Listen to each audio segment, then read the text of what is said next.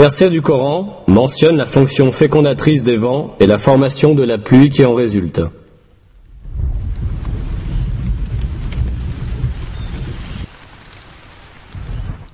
Et nous envoyons les vents fécondants, puis nous faisons descendre du ciel une eau dont nous vous abreuvons.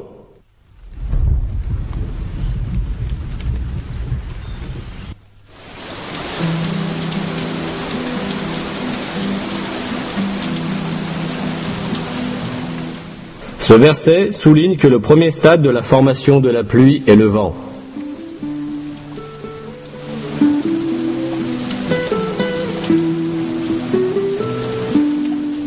Jusqu'au début du XXe siècle, la seule relation que l'on connaissait entre le vent et la pluie était que le vent apportait les nuages. Mais les découvertes de la météorologie moderne ont démontré le rôle fécondateur des vents dans la formation de la pluie.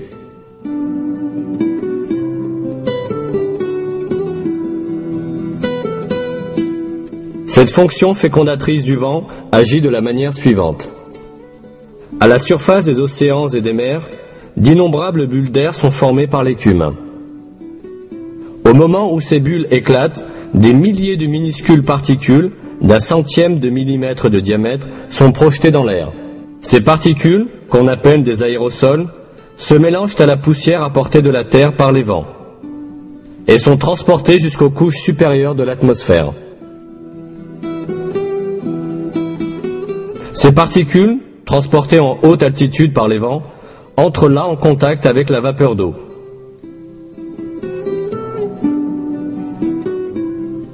La vapeur d'eau se condense autour de ces particules et se transforme en gouttelettes d'eau.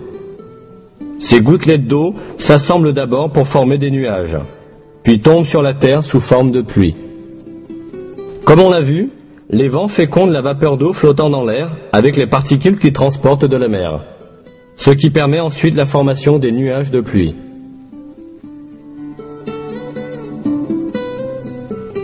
Le point le plus important à retenir ici, c'est que ce rôle crucial des vents dans la formation de la pluie a été affirmé il y a des siècles dans le Coran, à une époque où les gens ne savaient que très peu de choses des phénomènes naturels.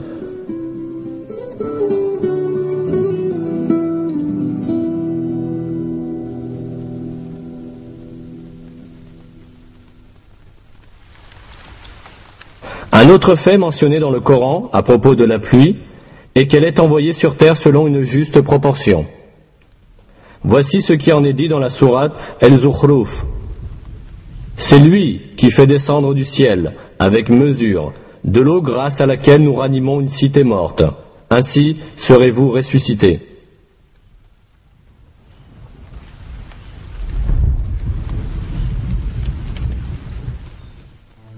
Cette mesure de la pluie a elle aussi été découverte par la recherche moderne. On estime qu'à chaque seconde, environ 16 millions de tonnes d'eau s'évaporent de la Terre. Ce chiffre s'élève à 513 000 milliards de tonnes d'eau en une année.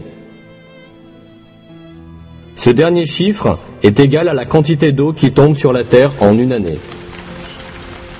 Cela signifie que l'eau circule continuellement en un cycle équilibré, selon une mesure.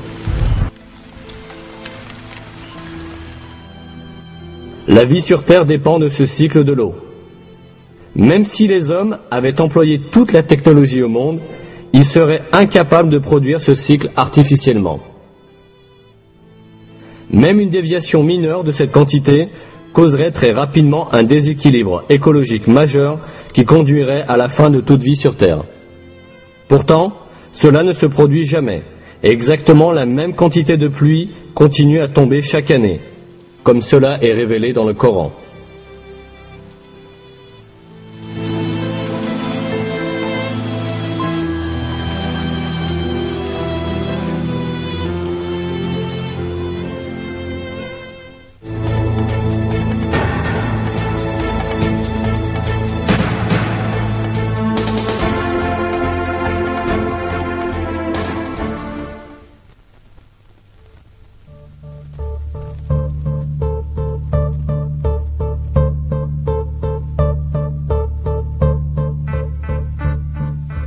Une propriété des mers, découverte tout récemment, est exprimée dans un verset coranique comme suit.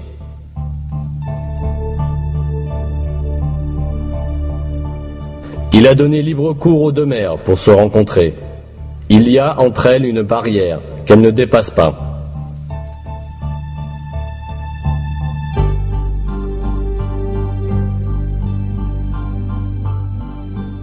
Cette propriété des mers, qui convergent sans pourtant se mélanger, n'a été découverte que très récemment par les océanographes.